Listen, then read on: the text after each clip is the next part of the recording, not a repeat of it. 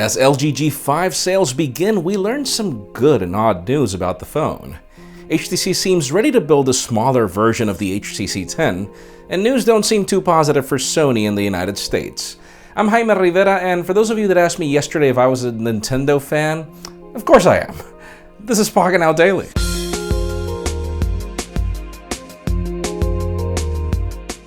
It took us forever to ensure that the news today were not April Fool's pranks. I could say that these ones are safe enough. Starting with Motorola, as the company is now offering some major deals for the last Moto X and for the current one. You can even get a Moto 360, though that's the previous generation one, which I still love. And there are also some other deals for other of its smartphones in the lineup. I highly suggest you hit the link in the description for more details.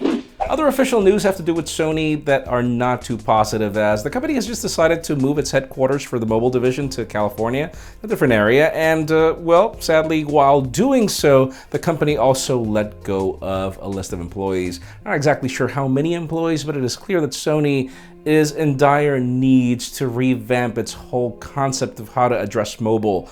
Starting with the fact that, my God, such great hardware being used by other smartphone manufacturers that's built by Sony, and Sony, even though does take advantage of these, is not famous for them at all.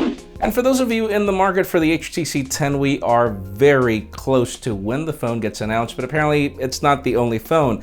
We saw the leaks that there were other variants, up to 3, but it seems that the company is also working on a smaller HTC 10 that will bring all the bells and whistles of the larger variant. I love the fact that this is something that's happening. It's something that we've wanted for the longest time. Apparently, it's going to be a 4.7-inch display model. So yeah, it's not going to play an Apple, but it's close enough, right? And speaking of Apple strategies, we get the first teardowns of the iPhone SE. Our coverage has already begun, by the way. And, well, this is rather interesting. Apparently, the iPhone SE is a little more difficult to rebuild, tear apart, etc., than the iPhone 5S and iPhone 6S respectively. It could be the fact that there is a whole mesh of hardware from both smartphones, but whatever the case may be, just make sure you do not drop it. And finally, the very hot news today have to do with the LG G5 in a very polarizing way. Number one, in the good news, the phone has sold a lot more than the LG G4 in the same period of time. In 24 hours, it seems that the G5 has already sold 15,000 units when compared to 5,000 for the G4, and it just nails the company closer to its goal of sales figures. But hey, teardowns have begun for the G5, and there are some concerns, starting with the fact that even though LG says that this is a full metal enclosure, well, there are some teardowns that prove that there is a lot of plastic involved. And obviously, the company had to figure out a way to do this, you know, provide us with a metallic design that does not include antenna lines.